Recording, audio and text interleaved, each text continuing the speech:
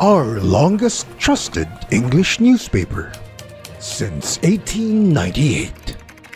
Now available digitally. Computer, order the Manila Times Digital Edition. Subscribed. Get the Manila Times Digital Edition for less than 2 pesos and 50 centavos per day when you sign up for 1 year. The Manila Times, news source of choice, trusted since 1898.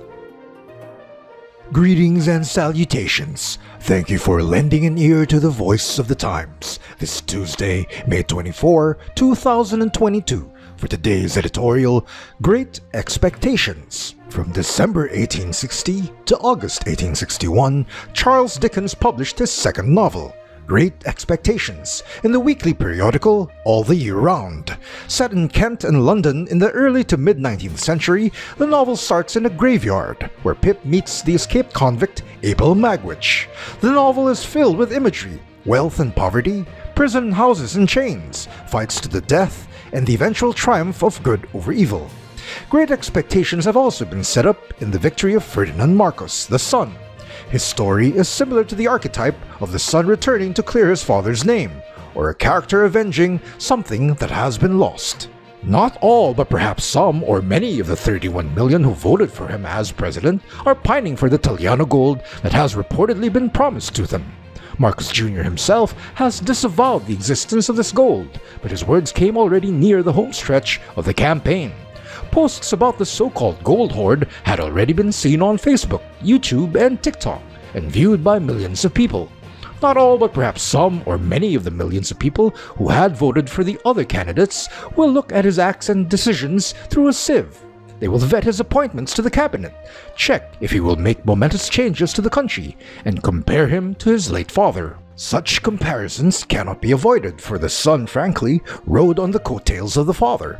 Ferdinand Marcos Sr. was a brilliant lawyer who graduated from the University of the Philippines College of Law. He defended himself in the murder charge against him, reviewed for the bar while in prison, and emerged as the top-notcher with a score of 92.35%.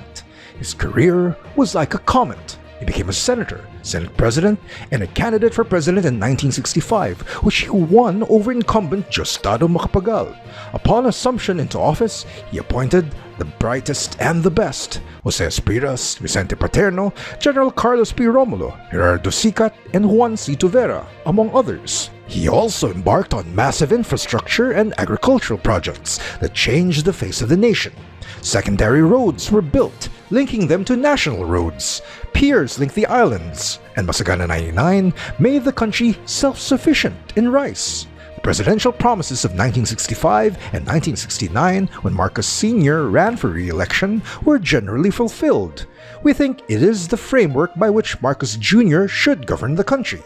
Build on the infrastructure legacy of President Rodrigo Duterte, pave more roads and build more piers, and provide irrigation facilities for the fields that are now at the mercy of climate change, and appoint top-rated minds with a good track record to help him manage the country's many problems. We should all cheer the 8.3% gross domestic product in the first quarter of 2022, with positive growths in agriculture, forestry, fishing, industry, and services. But cold water has been thrown on our faces by the Social Weather Station survey that said 10.9 million Filipino families consider themselves poor.